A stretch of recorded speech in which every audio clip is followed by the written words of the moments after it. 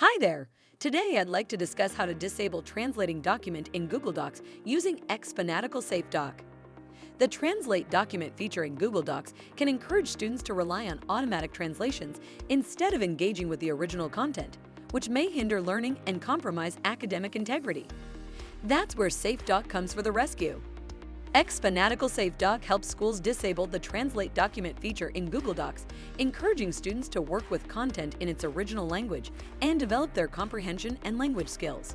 This promotes independent learning, reduces misuse of automated translation tools, and supports a more honest and focused learning environment. Getting started is a breeze. Go to Chrome Web Store page, search for SafeDoc, then click Add to Chrome to add this extension. Once it is installed, simply enable the Block Translate Doc policy and set its value to true to easily remove the option of translating document in Google Docs. Apply for a 30-day free trial and experience the full capabilities of SafeDoc. To know more, please visit xfanatical.com.